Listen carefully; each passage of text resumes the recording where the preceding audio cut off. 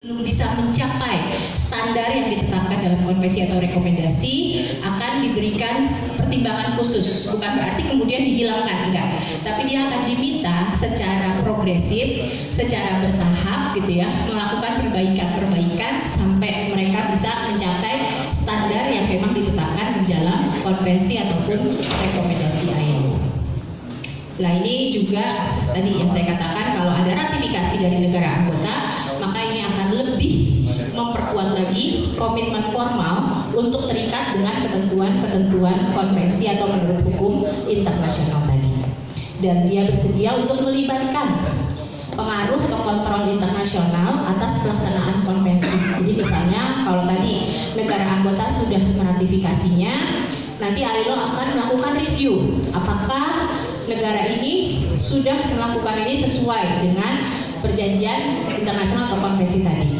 Mungkin Bapak dan Ibu sekalian sering dengar juga ada kasus masuk ke ILO gitu ya. Kemarin terakhir 2 tahun berturut-turut Indonesia masuk kasus ke ILO untuk konvensi 98 tentang perundingan bersama yang terkait dengan Omnibus Law atau Cipta Kerja. Karena di situ ada pengaduan dari serikat pekerja bahwa mereka tidak dilibatkan dalam konsultasi pembuatan peraturan perundang-undangan. Mereka tidak diajak berunding, tidak diajak bernegosiasi.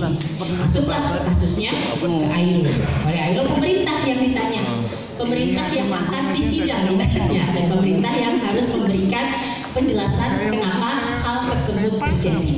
Jadi ini yang kita maksud dengan kontrol internasional. Kita tidak akan memberikan sanksi ekonomi, tidak, tapi ILO setiap tahun itu punya yang namanya konferensi perburuhan internasional, di mana semua negara anggota ILO itu akan berkumpul, dan di situ akan ada semacam sesi khusus yang membahas soal pelaksanaan dari konvensi-konvensi ILO.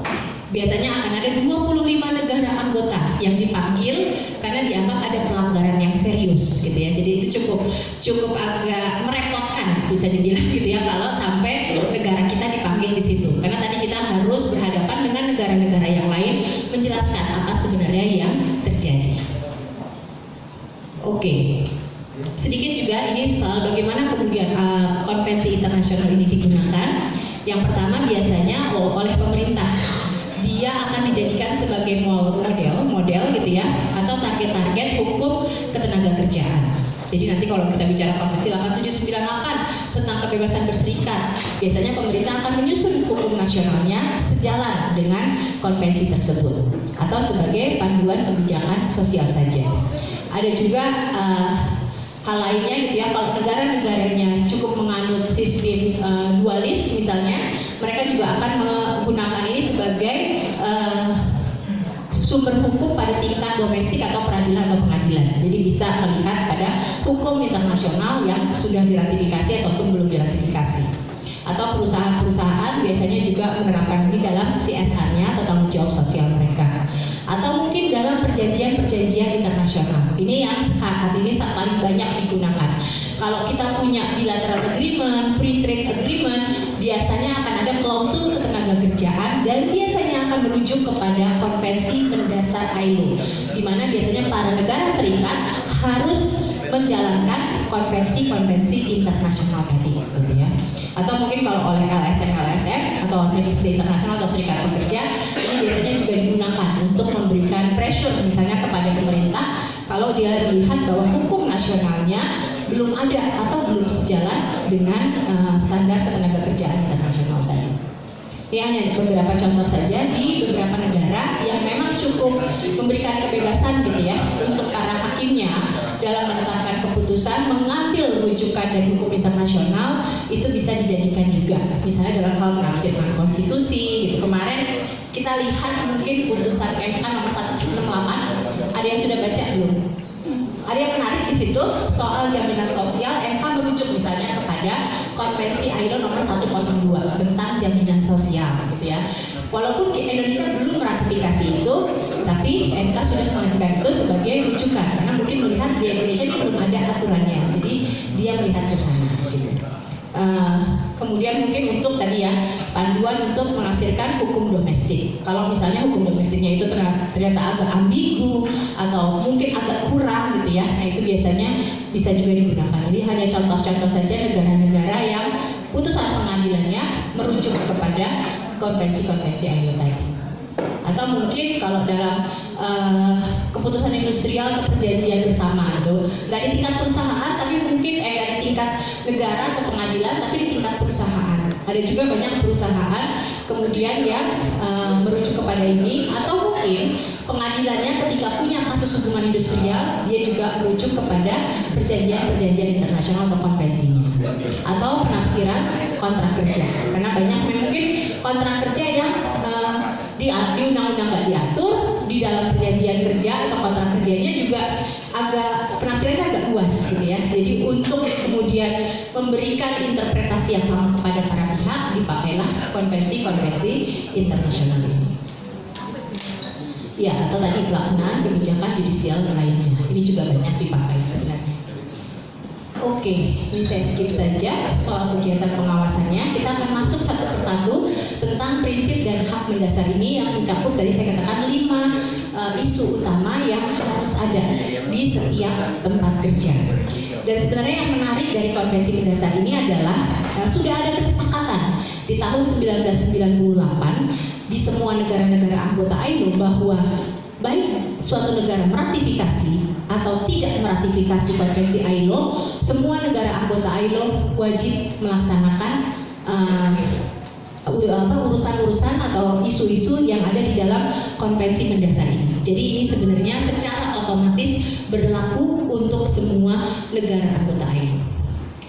Yang pertama adalah soal kebebasan berserikat dan juga perundingan bersama. Jadi ini satu kesatuan yang sebenarnya kalau dilihat bicara soal kebebasan berserikat pasti nanti larinya adalah apakah kemudian ada kebebasan untuk berunding bersama. Jadi konvensi ini adalah konvensi 87 yang bicara soal kebebasan berserikatnya gitu ya. Sudah diadopsi sejak tahun 1948.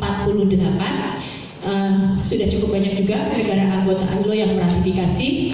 Indonesia sendiri meratifikasinya sejak tahun 1998. Jadi kalau kita ingat masa itu adalah masa reformasi di mana memang banyak tuntutan untuk melakukan demokratisasi, termasuk demokrasi tempat kerja dengan pressure dari Serikat Pekerja saat itu meratifikasi konvensi ILO nomor 87 ini. Apa saja sebenarnya yang diatur di sini? Sebelum di situ kita lihat dulu landasan filosofisnya. Kenapa sih perlu ada kebebasan berserikat ini? Balik lagi adalah ini untuk menjadi suatu pengakuan. Karena kalau orang mau berunding, posisinya harus sama. Dan kita tahu kalau pekerja itu dia tidak berkumpul, dia tidak berserikat, posisinya dia tidak akan pernah sama dengan pengusaha.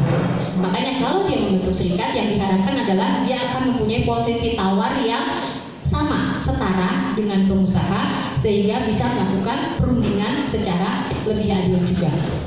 Begitu juga dengan pengusaha, bukan berarti nggak ada untungnya ya. Buat mereka juga, kalau pengusahanya berserikat, maka dia juga bisa memastikan ada kompetisi yang konstruktif dan adil. Nggak akan saling bersaing pengusaha yang satu dengan pengusaha yang lain. Jadi di sini prinsip kebebasan berserikat ini sebenarnya nggak cuma berlaku kepada pekerja, tapi juga berlaku kepada pengusaha. Nah ini mungkin yang sering missing di sini gitu ya, bahwa kebebasan berserikat hanya untuk pekerja. Tidak, kebebasan berserikat juga untuk pengusaha. Makanya untuk ILO kita tetap juga mendorong ada yang namanya APIDO, ada yang namanya KADIN, ada yang namanya sectoral organization, GAPI, API gitu ya. Itu adalah bagian dari pengusaha melaksanakan haknya mereka untuk berserikat, sehingga mereka juga bisa melakukan perundingan secara sektoral misalnya. Enggak yang satu nawarin upah 1.000, yang satu 1.500, nanti pekerjanya pada lari semua, enggak seperti itu. Biar ada sama-sama kuat antara pengusaha dan juga pekerja. Jadi hak-hak apa saja yang diatur di situ? Yang pertama adalah hak untuk mendirikan dan bergabung dengan organisasi yang mereka pilih sendiri. Jadi sama, sebenarnya prinsipnya dia pekerja harus diberikan pilihan. Mau dia bergabung atau dia tidak bergabung, mau dia masuknya KSPSI, KSPI, KSBSI, itu adalah pilihan si pekerja sendiri. Tidak boleh ada ikut campur. Jadi di sini juga artinya adalah harus ada pluralitas. ILO biasanya akan mempertanyakan justru kalau di satu negara cuma ada satu konfederasi atau satu federasi aja gitu. Karena kemungkinan yang dikhawatirkan di situ adalah tidak ada kebebasan untuk memilih kalau misalnya cuma satu organisasi saja. Mungkin agak beda kalau pengusaha ya. Kalau pengusaha itu biasanya agak lebih solid. Dan ini sebenarnya hampir sama di setiap negara. Biasanya kalau organisasi pengusaha paling cuma satu atau dua aja. Tapi kalau organisasi pekerja bisa lebih dari 3, 4, 5 dan seterusnya gitu kan. Tapi kemudian bukan berarti kita harus dealing dengan semua. Konvensi juga mengatur bahwa pengakuan terhadap organisasi adalah mereka organisasi yang paling mewakili. Jadi kalau dibaca di Konvensi 87 itu selalu disebut the most representative organization. Bukan berarti semuanya harus yang akan punya hak untuk berunding nantinya atau diberi kesempatan untuk bersuara adalah organisasi yang dianggap paling mewakili. Itu apa definisinya? Biasanya di dalam konvensi sendiri tidak dijelaskan mungkin ya, tapi ada panduan-panduannya. Misalnya adalah mereka yang punya anggota paling banyak gitu ya, atau mereka yang cukup aktif melakukan advokasi publik gitu. Itu bisa ditentukan oleh negara sendiri ketika menentukan organisasi yang paling mewakili. Pelaksananya seperti apa? Misalnya kalau di LKS Tripnas gitu kan, itu ada verifikasi perwakilan dari serikat konfederasi mana, perwakilan dari organisasi pengusaha mana gitu. Yang saya tahu sekarang kita ada 16 konfederasi, tapi hanya 10 konfederasi misalnya yang mendapatkan kursi di LKS Tripnas. Atau kalau dari pengusaha hanya Apindo dan Kadin saja yang ditunjuk untuk memberikan perwakilannya. Tetap ada pengakuan terhadap siapa yang paling mewakili. Begitu juga kalau bicara di tempat kerja nantinya. Bukan berarti ada 10 SP, 10-10-nya harus berunding. Kan kita juga punya aturan ya, nanti siapa yang bisa berunding. Misalnya mereka yang mewakili 10% dari jumlah anggotanya dan sebagainya. Kemudian juga boleh untuk mensyaratkan jumlah anggota minimum untuk membentuk suatu organisasi pekerja atau organisasi pengusaha. Misalnya kalau di Indonesia 10 gitu ya. Tapi menariknya di konvensi itu nggak ada aturan berapa orang bisa membentuk serikat pekerja. Konvensi hanya mengatakan boleh untuk pemerintah mengatur ada syarat minimum sepanjang itu tidak menyulitkan orang untuk berserikat. Makanya kalau dilihat akan berbeda-beda antara negara yang satu dengan negara yang lainnya. Indonesia mungkin 10, Amerika berapa, tahu nggak kira-kira? Buat bikin SP mereka perlu berapa orang? 2 orang. 2 orang udah bisa bikin SP. Tapi di sana juga cepat, hari ini berdiri besok bubar mungkin gitu ya. Karena yang satu keluar akhirnya udah nggak jadi lagi gitu. Jadi itu tergantung, karena mungkin terlalu demokratis gitu kan ya. Tapi itu tergantung lagi. Balik lagi sebenarnya banyak yang merasa khawatir ini bikin hubungan industrial nggak damai, jadi berantem aja dan sebagainya. Sebenarnya pada prinsipnya kalau kita tidak ikut campur itu adalah urusan mereka sendiri gitu. Jadi jangan terlalu khawatir gitu ya bahwa ini nanti akan banyak tuntutan-tuntutan. Pasti nanti akan ada aturan selanjutnya yang membuat mereka itu memang eligible, berhak atau tidak untuk menyuarakan kepentingan anggota. Lalu apalagi yang diatur di situ? Bahwa pembentukan organisasi-organisasi ini tidak memerlukan persetujuan. Jadi konvensi mengatakan nggak perlu persetujuan untuk membentuk organisasi pekerja. Makanya aturannya agak beda ya dengan pembentukan LSM dan sebagainya. Kita punya undang-undang khusus yang mengatur soal serikat pekerja, Undang-Undang Nomor 21 tahun 2000. Di situ butuh persetujuan nggak? Enggak. Tapi yang dibutuhkan apa di situ? Pendaftaran ya. Apa harus didaftarkan di dinas? Itu diperbolehkan. Kenapa? Ya karena memang untuk mencegah terjadinya penyelewengan. Pemerintah tetap perlu memelihara tertib administrasi untuk semua organisasi-organisasi itu. Tapi kan tidak perlu persetujuan untuk menjadikan itu. Yang penting dia didaftarkan. Kemudian juga syarat lainnya adalah dikatakan di situ bukan berarti pendaftarannya jadi sulit gitu ya. Pendaftaran juga tidak boleh berbelit-belit dan tidak boleh mempersulit si serikat untuk kemudian dia melakukan kegiatan-kegiatan serikatnya. Lalu mereka juga berhak untuk membuat konstitusi, anggaran dasar, anggaran rumah tangga sendiri gitu ya. Mungkin hukum hanya mengatur persyaratan formalnya. Misalnya kayak di Undang-Undang 21 kan serikat pekerja harus punya apa sih yang azas serikat pekerja yang diwajibkan gitu ya, tapi tidak mengatur secara detail lainnya. Hak mereka untuk menyusun program kegiatan termasuk untuk melaksanakan hak mogok itu juga harus dijamin. Lalu kadang-kadang ada pertanyaan soal serikat versus kegiatan politik. Setuju nggak serikat masuk ke politik? Setuju sekali, Bu. Kenapa? Setuju sekali. Setuju sekali. Ada yang nggak setuju? Nggak ada. Nggak ada ya? Nggak ya. Jadi memang kita tidak bisa memungkiri gitu ya. Kadang banyak serikat-serikat yang terlibat dalam kegiatan politik. Bahkan di beberapa negara maju, Inggris, gitu kan, Amerika, Eropa, itu semua partai buruhnya malah bisa jadi partai yang berkuasa gitu. Jadi di KPSI sendiri sebenarnya nggak melarang, bisa saja, sepanjang tentu saja ada perbedaan ya, kapan dia melakukan kegiatan politik dan kapan dia melakukan kegiatan yang terkait dengan serikat pekerja tadi gitu. Karena memang salah satu fungsi dari organisasi pekerja maupun organisasi pengusaha sebenarnya mempengaruhi penguasa, melobi-lobi penguasa nggak untuk punya kebijakan yang pro buruh misalnya, yang pro pengusaha. Apindo Kadin melakukan itu nggak? Berpolitik nggak mereka? Berpolitik. Itu juga serikat. Berpolitik nggak? Banyak serikat yang berpolitik karena sama-sama tujuannya ingin mempengaruhi kebijakan nantinya di tingkat penguasa. Oke. Lalu apa lagi? Di sini perlindungan terhadap pembubaran atau penundaan organisasi oleh otoritas administratif. Jadi balik lagi, tidak boleh ada campur tangan publik. Misalnya apa? Tahu-tahu ngebubarin serikatnya, itu tidak diperbolehkan. Kalau ada pembubaran, misalnya tidak memenuhi syarat-syarat administratif gitu ya, kemudian dibekukan serikat pekerjanya, maka harus ada mekanisme untuk melakukan banding ke pengadilan. Jadi nggak bisa semena-mena, harus ada kemudian hak dari si serikat tadi yang misalnya dibubarkan atau dibekukan tadi untuk melakukan pembelaan.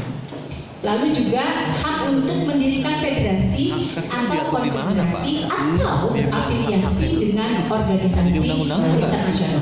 Konvensi juga mengatakan bahwa tidak boleh ada larangan untuk serikat masuk ke dalam federasi atau konfederasi, atau mungkin dia mau berafiliasi di tingkat internasional gitu ya. Termasuk di sini dikatakan hak untuk menerima bantuan dan keuangan dari tingkat internasional. Karena kadang-kadang kenapa serikat itu berafiliasi? Nggak cuma mereka bayar iuran sebenarnya, kadang juga ada bantuan-bantuan yang bisa diberikan untuk penguatan serikatnya, termasuk membangun jaringan sebenarnya network.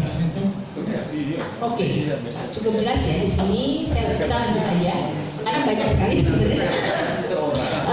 Lalu kita bicara juga, ini cukup menarik nih sebenarnya. Apakah Konvensi 87 mengatur hak mogok? Sebenarnya enggak. Salah satu isu kontroversial ketika konvensi ini diadopsi adalah soal pengakuan tentang hak mogok ini. Tapi kemudian dari komite ahli ILO gitu ya, jadi ILO itu ada lembaga monitoring yang tersendiri yang disebut dengan komite ahli yang terdiri dari hakim-hakim independen dari beberapa negara untuk melihat atau menginterpretasikan pelaksanaan konvensi ini di tiap-tiap negara gitu, termasuk memonitor pelaksanaannya di semua negara. Itu menganggap bahwa hak mogok ini adalah hak mendasar, bagian dari hak mendasar sepanjang digunakan untuk membela kepentingan ekonomi dan memang dirancang untuk memungkinkan pekerja memberi penekanan bagi pengusaha. Konvensi 87 tidak secara eksplisit menyebutkan ada hak mogok, tapi dianggap dia punya kewenangan gitu ya, bahwa ketika organisasi itu didirikan maka dia bisa untuk melakukan hak mogok. Sebenarnya sampai saat ini di ILO sendiri masih terjadi debat mengenai hal ini. Apakah ILO bisa memutuskan memberikan semacam keputusan kalau ada negara anggota yang melakukan tentang pelanggaran hak mogok. Itu masih masuk ke Mahkamah Konstitusi, bukan Mahkamah Konstitusi, International Justice gitu ya, tentang hak ILO dalam memutuskan hak mogok ini menjadi bagian dari Konvensi 87. Lalu apa yang dikatakan di hak mogok ini? Jadi ini adalah di dalam pendapat komite ahli ya, bukan di dalam Konvensi 87-nya. Hak mogok ini berlaku untuk semua pekerja, kecuali ada pekerja yang tidak diperkenankan untuk mogok, yaitu misalnya angkatan bersenjata dan polisi, mereka nggak boleh mogok. Atau mereka yang melaksanakan kewenangan negara. Biasanya ditafsirkan, apakah PNS boleh mogok gitu ya? Katanya sepanjang melaksanakan kewenangan negara nggak boleh mogok. Atau pekerja yang bekerja pada pelayanan-pelayanan penting. Misalnya apa? Misalnya yang sektor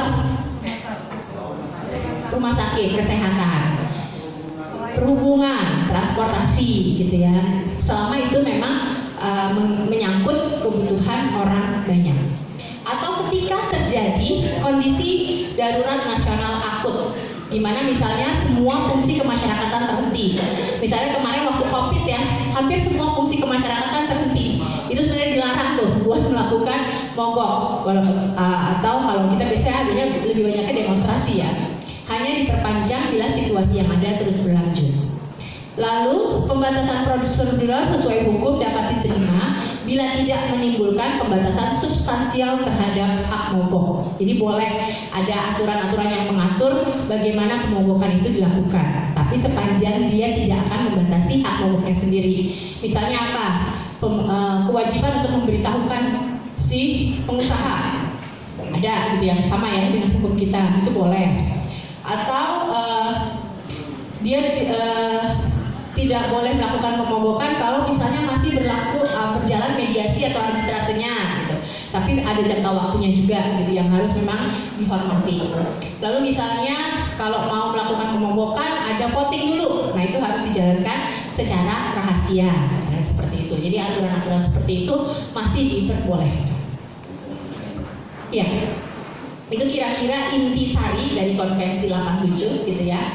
Nah, kalau sudah ada organisasinya nih, maka yang selanjutnya didorong oleh ILO adalah soal hak berundingnya. Nah, ini masuk ke dalam Konvensi 98, hak untuk berorganisasi dan berunding bersama. Hak ini fokus kepada hak pekerja dan pengusaha. Konvensi ini mungkin nggak berlaku untuk pegawai negeri ya, karena yang jadi pengusaha ini adalah pemerintah gitu ya. Jadi agak susah juga untuk bernegosiasi dengan pemerintah. Apa saja yang diatur dalam Konvensi 98? Di dalam Konvensi 98 ini yang diatur adalah perlindungan pekerja terhadap diskriminasi anti serikat pekerja. Jadi nggak boleh ditekankan di situ gitu ya, tidak boleh ada tindakan-tindakan anti serikat sebelum, selama maupun setelah hubungan kerja berlangsung. Dan ini hukum harus mengatur dan memberikan sanksi yang efektif untuk mencegah terjadinya diskriminasi, termasuk misalnya dengan membuat beban pembuktian terbalik. Jadi kalau ada tuduhan dari pekerja kepada pengusaha yang harus membuktikan dia tidak melakukan diskriminasi, seperti itu. Lalu perlindungan organisasi pekerja dan pengusaha terhadap intervensi. Jadi satu sama lain itu harus mandiri, nggak boleh ada yang campur tangan gitu ya. Semuanya diserahkan kepada masing-masing organisasi. Lalu di sini juga ada kewajiban untuk memastikan ada promosi terhadap perundingan bersama. Misalnya ketika menciptakan standar-standar untuk mengatur hubungan kerja, itu sebaiknya diserahkan kepada kesepakatan antara pengusaha dan pekerjanya. Sebenarnya kalau mau jujur, di dalam Omnibus Law gitu ya, Manpower Cluster itu nggak semuanya jelek. Banyak hal yang diserahkan kepada perundingan bersama. Banyak ya pasal-pasal yang mengatakan diatur lebih lanjut berdasarkan kesepakatan kedua belah pihak. Itu sebenarnya bentuk dari promosi perundingan bersama gitu ya. Cuma masalahnya mungkin banyak di Indonesia yang orang masih enggan melakukan perundingan bersama. Ada banyak alasan, entah merasa suaranya nggak terlalu didengarkan, jadi perlu hukum untuk memaksa. Ada yang merasa percuma bikin perundingan bersama, nanti juga nggak dijalankan sebagainya. Tapi pada dasarnya harusnya sih terkait dengan hubungan kerja, syarat-syarat dan kondisi kerja, sebisa mungkin itu tentu saja di atas undang-undang. Jadi diserahkan kepada perundingan bersama. Lalu tentang prosedur pengakuan perwakilan tadi ya, kita bicara kalau mau berunding maka harus ditentukan siapa yang jadi juru runding. Maka kan perlu ada keterwakilan. Balik lagi, kalau prinsipnya ILO hanya dibilang the most representative, yang paling mewakili. Nah makanya kemudian di sini harus ada prosedur siapa yang menjadi agen perunding eksklusif. Ada nggak di Undang-Undang 13 maupun Undang-Undang CIKER? Ada ya, ada ketentuan kan kapan serikat bisa mengajukan perundingan bersama. Ketika dia sudah punya anggota lebih dari 50% atau mungkin gabungan dari 2 atau 3 serikat pekerja, mereka bisa mengajukan untuk membuat perundingan. Itu yang kemudian menjadi agen perunding yang eksklusif, karena memang dibutuhkan. Yang kalau mau berunding ya kita harus fokus siapa juru rundingnya, nggak bisa semua orang menjadi juru runding. Lalu di sini yang menarik adalah kewajiban untuk berunding dengan itikat baik. Seringkah kita menggunakan ini? Ada nggak di Undang-Undang 13 kewajiban berunding dengan itikat baik? Ada. Wajib nggak? Enggak. Masalahnya di situ ya. Itu juga di bagian penjelasannya kalau saya nggak salah ya. Perundingan dijalankan dengan itikat baik. Ada kewajiban di pasal-pasalnya, nggak ada penegasan. Sering nggak perundingan tidak dengan itikat baik? Sering ya. Apalagi kalau yang perundingannya buat penyelesaian perselisihan bipartit, ya nggak? Cuma asal sekedar ketemu aja, udah kita sekarang nggak sepakat, ayo kita ke mediator atau arbiter konsiliator juga cuma buat sekedar formalitas, nggak sepakat, ayo kita ke pengadilan. Jadi di situ nggak ada itikat baik. Ya. Posisi peraturan perusahaan gimana? Peraturan perusahaan posisinya di mana? Apakah dia bagian dari perundingan?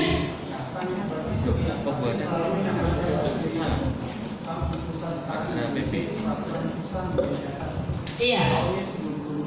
Belum perundingan, iya. Iya. Saya balik ke konvensi ILO ya Pak ya. Kalau ke konvensi ILO, ketika kita ngomongin soal konvensi 98, di sini benar-benar perundingan. Sementara kalau peraturan perusahaan itu kan adanya di Undang-Undang 13 ya. Dan itu pun sebenarnya dibuat oleh pengusaha hanya dengan konsultasi gitu ya. Nggak ada kewajiban berunding di situ. Dikonsultasikan iya gitu. Tapi kalaupun pekerjanya nggak setuju ya paling dibuat catatan saja, tidak terserah pengusahanya mau masuk atau tidak.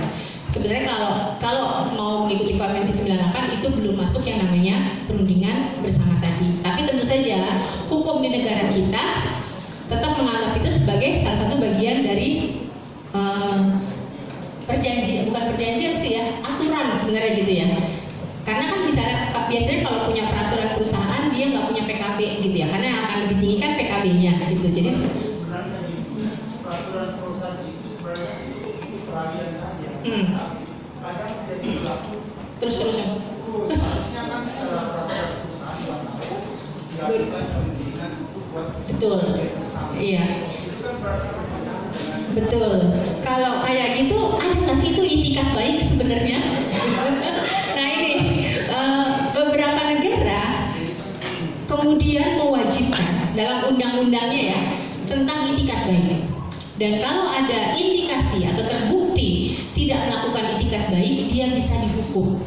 Gitu. Jadi itu di undang-undang negara lain Pak, saya hanya membandingkan. Mungkin Indonesia kalau mau mendorong itu juga sama. Itikat baik ini harus dikedepankan, dan kalau kemudian ada indikasi pengusaha atau pekerjanya tidak melakukan perundingan dengan itikat baik, itu bisa dihukum. Jadi orang mau nggak mau berunding dengan itikat baik. Itikat baik itu bisa dilihat ya sih, bisa kayak tadi Bapak bilang harusnya sepakat peraturan perusahaan, nanti 2 tahun ada PKB, dia nggak bikin sengaja diulur-ulur, itu kan nggak ada itikat baik. Atau mungkin udah janji nih, iya datang ya jam 9, tapi kemudian sampai jam 12 ditungguin nggak datang, itu kan sama aja, nggak ada itikat baik. Jadi itikat baik itu bukannya nggak terukur, kita bisa ukur dan bisa ada indikator-indikatornya untuk menentukan apakah para pihak itu punya itikat baik atau tidak. Dan ini yang kemudian beberapa negara cukup sukses jadinya memaksa, mungkin boleh dikatakan sedikit memaksa, walaupun harusnya sukarela, tapi mau nggak mau kan kadang perlu ada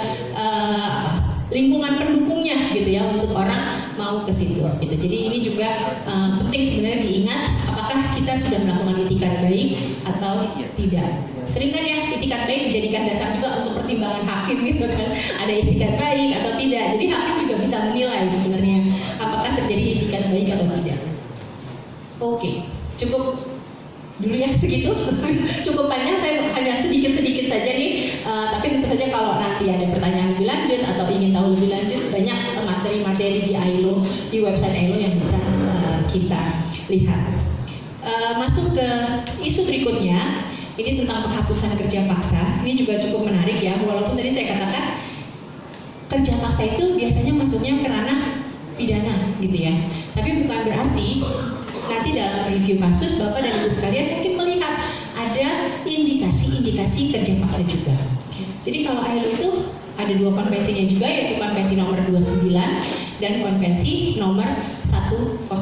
Yang 29 ini ada protokolnya juga, karena di sini ada tambahan soal indikator kerja paksa tadi. Jadi apa itu kerja paksa? Kerja paksa itu secara simpel gitu ya, secara sederhana adalah ketika kita bekerja tanpa ada kesepakatan, tanpa ada persetujuan, dan atau ada ancaman hukuman gitu. Misalnya tidak ada kesepakatan, kan ada pemaksaan psikologis, ancaman hukuman, atau biasanya ini orang-orang yang terbebani hutang, terjebak dalam hutang gitu ya, kemudian dia disuruh bayar dengan cara bekerja, atau ada penahanan dokumen identitas, atau ada upah yang tidak dibayar. Ini kan sebenarnya nggak ada kesepakatan di situ. Atau mungkin tadi ada ancaman-ancaman hukuman, ada kekerasan fisik, seksual gitu ya, pengurungan di tempat kerja, hukuman finansial, mungkin pemotongan upah, termasuk tadi penahanan upah, pengalihan hak, bukan diberikan kepada dia gajinya, tapi udah saya kasih ke orang tua kamu, udah saya kasih ke suami kamu gitu. Jadi haknya dia harus menerima upah misalnya dialihkan kepada orang lain. Atau mungkin yang tadinya dia bekerja juga mendapatkan makanan, tempat tinggal, kebutuhan lain, kemudian diturunkan atau dihilangkan karena tadi dia kalau ada kesalahan dia akan dihukum atau diasingkan dari komunitas atau kehidupan sosial, nggak boleh megang handphone, nggak boleh berkomunikasi gitu, atau mungkin ancaman ke polisi atau pemulangan karena tadi dokumen ditahan, dia bekerja secara ilegal, kalau dia macam-macam nanti saya laporin ke polisi loh. Sering nggak kita temukan? Banyak nggak kasus sekarang yang kita lihat di sini? Banyak ya, kemarin yang di Myanmar gitu ya, pekerja Indonesia yang terjebak di kapal-kapal perikanan atau yang mungkin masuk ke dalam kayaknya semacam judi-judi online gitu ya, atau kayak malah ada yang di dalam negeri juga kemarin bosnya perempuan, korbannya juga perempuan yang sampai disekat tidak boleh pulang di atas jam 2 malam masih tetap di kantor. Kalau melakukan kesalahan dia suruh menghukum dirinya dengan cara menampar dirinya sendiri, itu dihukum oleh bosnya seperti itu. Jadi sebenarnya masih banyak kasus-kasus di tempat kerja yang mengindikasikan adanya kerja paksa. Belum lagi kalau penahanan dokumen, ini juga banyak ya, nggak cuma pekerja migran, tapi pekerja di dalam negeri juga kadang-kadang ditahan dokumennya karena tadi alasan udah dikasih